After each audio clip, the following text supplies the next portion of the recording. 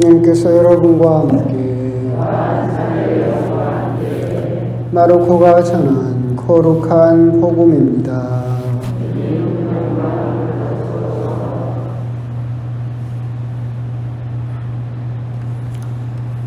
하느님의 아드님 예수 그리스도의 복음의 시작. 이사야 예언자의 글에 보라, 내가 너희 앞에 내 사자를 보내니 그가 너의 길을 닦아 놓으리라. 광야에서 외치는 이의 소리, 너희는 주님의 길을 마련하여라.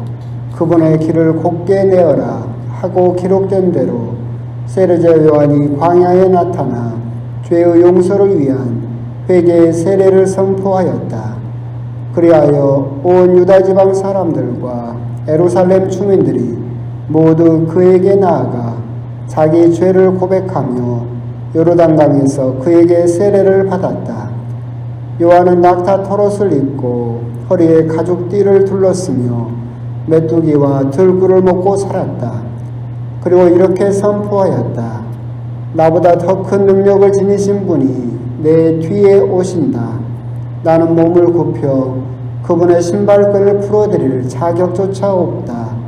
나는 너희에게 물로 세례를 주었지만 그분께서는 너희에게 성령으로 세례를 주실 것이다. 주님의 말씀입니다.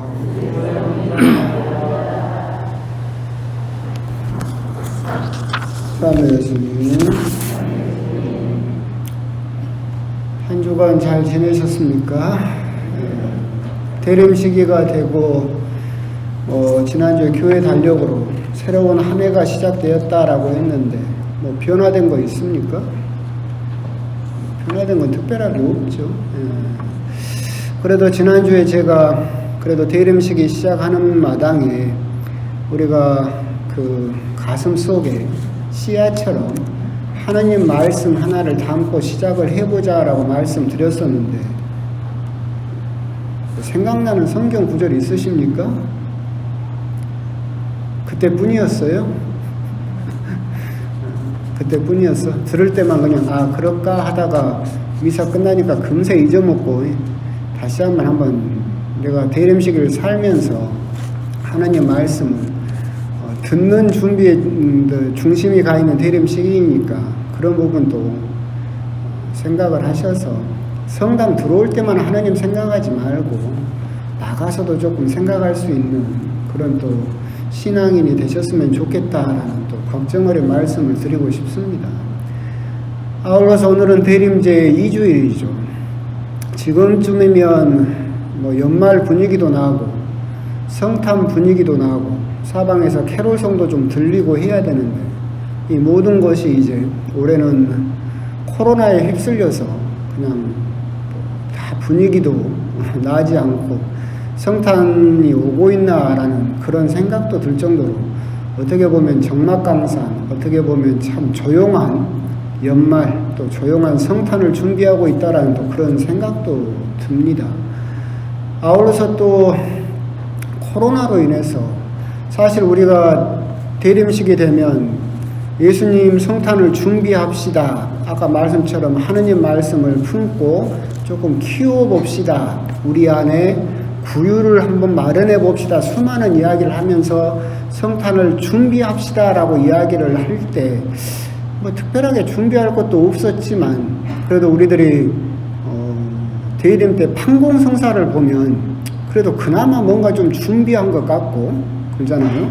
내가 특별하게 뭘 안 했다 하더라도 잘 준비해서 판공성사를 보면 그나마 좀 그래도 내가 뭐가 준비된 것 같고 준비한 것 같고 그런 기분이 또 들었었는데 올해는 또 판공성사도 없어요. 합동 판공성사를 또 드릴 수가 없습니다. 그러다 보니까 이제 어떻게 되었느냐라고 한다면 대림식이 준비가 오롯이 이제 여러분 몫이 돼버렸어요. 옛날에는 대림 특강도 하고 모아다 놓고 합동 판공성사도 주고 맨날 준비하십시오, 회개하십시오, 깨어있으십시오 하면 억지로라도 깨어있고 억지로라도 준비를 했었었는데 이제는 그 억지로 하는 것도 이제 없고 이제 대림시기를 준비하면서 성탄을 준비하는 몫이 이제 여러분들의 몫이 되어버렸다. 내가 나 스스로 개인적으로 대림시기를 잘 준비하지 않으면 그냥 성탄은 빨간 날, 쉬는 날일 뿐이죠. 예수님이 우리들에게 찾아오셨다라고 하는 것은 그냥 공휴일 중에 하루일 뿐이지 나에게 아무런 의미도 없다라고 하는 겁니다. 세례자 요한이 오늘 복음에서 자기는 광야에서 외치는 이의 소리라고 그랬죠. 근데 예수님은 하느님의 말씀이라고 그럽니다. 소리와 말씀은 차이가 있죠. 소리는 뭡니까? 뭘 알려주거나 경고를 하거나 방향을 지시하기 위해서 내는 그냥 의미 없는 외침일 뿐이죠. 그죠? 말씀은 뭡니까? 그 안에 의미가 있고 우리들을 가르쳐 줄 수 있고 거기에서 생명을 찾을 수 있는 것이 말씀이죠. 세례자 요한은 자기는 그냥 소리일 뿐이라고 했어요. 내 뒤에 오시는 분을 가르치는 외마디 함성, 이런 것과 같은 함성일 뿐이고 참된 생명을 주는 말씀은 내 뒤에 오신다라고 이야기를 했죠. 성탄을 내가 개인적으로나마 잘 준비한 사람은 예수님, 하느님의 말씀을 맞이할 수 있을 것이고 성탄을 잘 준비하지 못한 사람은 세례자 요한이 말한 것처럼 그냥 소리만 듣다가 그게 무슨 의미인지 내 삶에 어떤 뜻이 있는지 모르고 그냥 소리만 듣다가 성탄절을 맞이해버릴 수도 있다. 그냥 성탄절을 쉬는 공휴일 빨간 날 중에 하나로 지나쳐버리는 그런 신앙인이 그런 그리스도인이 될 수도 있다라고 또 우리들이 한번 내가 대림시기를 살면서 교회에서 해주는 여러 가지 어떻게 보면 강제적인 그런 준비가 없어진 상황에서 내 스스로 잘 준비를 해봐야 되겠다. 내 스스로 잘 준비를 해야만 하느님의 말씀을 맞이할 수 있다라고 한번 또 생각을 해보셨으면 좋겠습니다. 그러면서 우리들은 대림시기가 되면 또 항상 또 어떻게 보면 지난 1년 어떻게 살았는지를 되돌아보면서 한번 쭉 뉘우쳐 보기를 되돌아보기를 권유하고 있죠.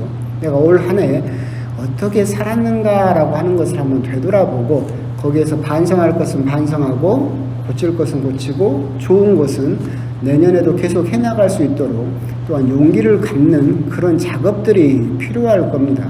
이런 작업 중에서 우리들은 구분할 필요가 있는 것이 뉘우친다라고는 하지만 뉘우치는 것에는 후회하는 것과 회개하는 것이 있어요. 후회와 회개는 다른 거죠. 후회하는 것은 하느님 없이 하는 것이 후회죠. 하느님 없이도 할 수 있어요. 내가 왜 그랬을까? 그때 그러지 말았어야지라고 하느님 없이도 하는 것이 후회예요. 회개는 뭐예요? 하느님 앞에서 하느님과 함께 하는 것이 회개죠. 여러분들은 그렇다면 지금 대림시기를 살면서 성탄을 준비하면서 개인적으로 준비를 하면서 여러분에게 후회를 하라고 해요? 회개를 하라고 해요? 회개를 하라고. 그냥 후회하면서 내가 올 1년 이랬구나라고 하면서 끝낼 것이 아니라 하느님 안에서 회개해야 된다라는 거죠. 후회한 사람의 대표적인 사람이 유다죠. 예수님을 팔아치운 유다. 그 사람도 뉘우쳤어요. 내가 왜 그랬을까? 라고 하면서 자기가 팔아치운 은전 30입도 갖다 주려고 했었었죠. 그런데 그 사람은 후회만 하다가 끝났어요. 그래서 자기 잘못을 알고 결국 결론이 어떻게 됐습니까? 목을 매서 죽었죠. 하느님이 안 계셨기 때문에 하느님 없이 후회만 하다가 끝나버리는 거죠. 그것은 하느님 없이도 할 수 있는 인간적인 뉘우침이겠죠. 회개는 뭐예요? 하느님과 함께하는 거죠. 베드로가 한 거예요. 베드로 역시도 예수님을 3번씩이나 모른다고 했어요. 근데 이 베드로는 어떻게 했어요? 후회했어요? 아니죠. 회개했죠.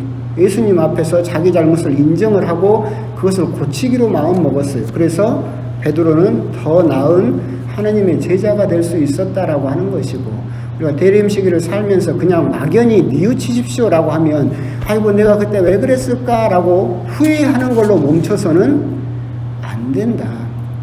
거기서 더 나아가서 하느님께 말씀을 드린다 하더라도 그것을 하느님 뜻 안에서 새롭게 고쳐내려고 하는 회개를 할 수 있어야 된다라고 또한 말씀을 드리고 싶습니다. 이렇게 회개를 할 때 또한 우리들이 오늘 일독서를 한번 묵상을 해보셨으면 좋겠어요. 복음과도 연관되어 있는 이사야서에서 이렇게 예수님을 맞이할 준비를 해야 되는 사람들, 회개할 사람들이 품어야 되는 4가지 마음에 대한 이야기를 하고 있다라고 생각이 듭니다. 여러분들 일독서 이사야서를 보면 이렇게 이사야서는 예언자는 이야기를 하고 있죠. 너희는 광야에 주님의 길을 내어라. 사막에 길을 곱게 내어라. 골짜기는 모두 메워지고 산과 언덕은 모두 낮아져라. 거친 곳은 평지가 되고 험한 곳은 평야가 되어라. 그래서 주님의 길을 곱게 내어라 라고 이야기를 하고 있죠. 저는 여기서 4가지 마음을 여러분들이 되돌아봤으면 좋겠어요. 골짜기는 모두 메워져라. 골짜기는 산과 산 사이에 있는 깊이 있는 계곡을 말하는 거죠. 골짜기. 여러분 마음속에 있는 골짜기를 메워야 돼요. 여러분 마음속에 있는 골짜기는 뭐냐면 올 한 해를 살면서 골짜기는 깊이 패인 거죠. 여러분이 상처를 받은 거죠. 상처받은 마음이에요. 그래서 내가 1년 동안 용서하지 못하는 마음. 그 사람이 나를 상처를 줘서 골짜기처럼 깊이 패여버렸어요. 그래서 내 마음이 상처를 받았고 내 영혼이 골짜기처럼 패여버렸어. 이것을 1년 동안 용서하지 못하고 계속 그 미움을 간직하고 있다면 예수님의 길을 내기 위해서 그 골짜기를 메워라. 이제 그만 용서해라. 그래서 그 골짜기를 메워서 파여있는 여러분들의 그 마음을 메워서 좀 평평하게 만들어라. 그러면 그 길로 예수님이 오실 것이다. 우리가 회개하라라고 했을 때 첫 번째 우리가 품어야 될 마음은 골짜기, 즉 나이가 상처 입은 용서하지 못했던 그 마음을 메꿔서 좀 평탄하게 만들어라. 두 번째, 산과 언덕은 모두 낮아져라. 산과 언덕은 뭐냐면 우뚝 솟은 거죠. 교만한 마음이죠. 내 생각만 옳고 내 말만 옳고, 그래서 다른 사람보다 내가 더 똑똑하고 다른 사람보다 더 내가 많이 알고 다른 사람보다 더라고 하면서 우뚝 솟아난 그 산, 교만한 마음, 그거 깎아라. 그래서 평평하게 만들어라. 올해 1년 살면서 내가 다른 사람을 업신여겼거나 내 말만 맞고 내 뜻만 맞고 라고 교만한 마음을 품었다라고 한다면 그거 깎아라. 그러면 그 길로 예수님이 오실 것이다. 세 번째 마음은 뭐냐면 거친 곳은 평지가 되고 라고 되어 있어요. 옛날 공동번역 성경에는 이게 굽은 길로 되어 있었어요. 근데 이 거친이라는 뜻을 성경 원어적으로 하면은 거칠다라는 뜻도 있지만 속이다라는 뜻도 있어요. 그러니까 이 거친 곳은 무슨 말이냐면 속이는 마음이에요. 여러분들이 올 1년 살면서 내가 내 주변 사람들에게 거짓말을 하거나 속였던 것이 있다면, 그래서 공동번역은 그걸 굽은 기르기라고 표현을 했어요. 그거 곱게 내라. 꾸불꾸불하게 남 속여서 이렇게 구불구불하게 가지치기 하지 말고 싹둑 잘라서 반듯하게 길을 내라. 올 한 해 1년을 살면서 내가 다른 사람을 속였거나 그 사람 마음을 배신했거나 그 사람에게 거짓말을 하면서 속인 것이 있다면 그거 이제는 반듯하게 해라. 마음을 한번 다시 먹어봐라. 라는 세 번째 마음이 있겠죠. 험한 곳은 평야가 되어라. 험한 곳은 다 알고 있겠죠. 험한 곳은 쉽게 말해서 험한 마음이죠. 험한 말, 험한 생각, 그죠?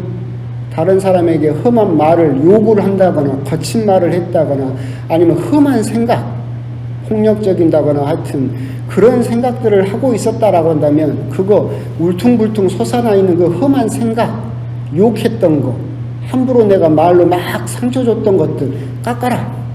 그래서 평지로 만들어라.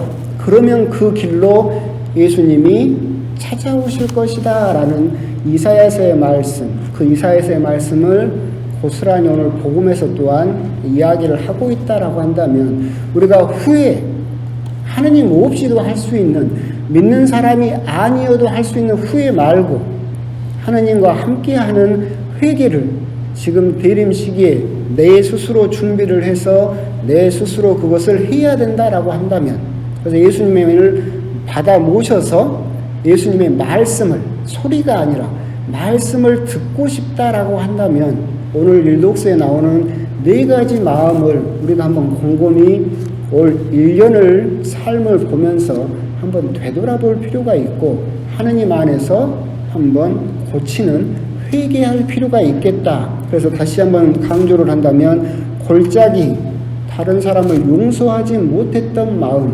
산과 언덕, 다른 사람을 무시했던 교만한 마음, 거친 곳, 속이는 마음, 그리고 험한 곳, 험한 말과 생각, 이것을 한번 되돌아봐서 그것을 하느님 뜻 안에서 고쳐서 그것을 평탄하게, 반듯하게 만들면 그 길로 예수님이 사뿐사뿐 우리들을 찾아오실 것이고, 그런 예수님을 맞이하게 되면 우리들은 소리, 외마디 외침이 아니라 하느님의 말씀을 듣게 될 것이고, 그 하느님의 말씀을 들을 때 비로소 우리들은 온전한 영원한 생명의 기쁨을, 구원의 기쁨을 맛볼 수 있을 것이다 라고 하는 점, 그런 점에 대해서 한번 강조해 드리고 싶습니다.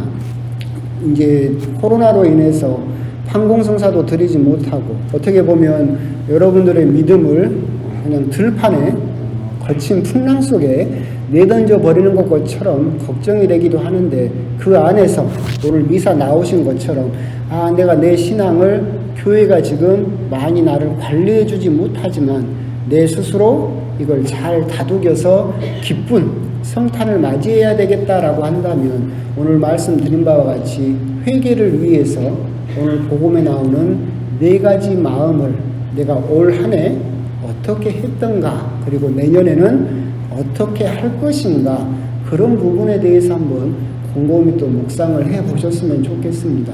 아멘.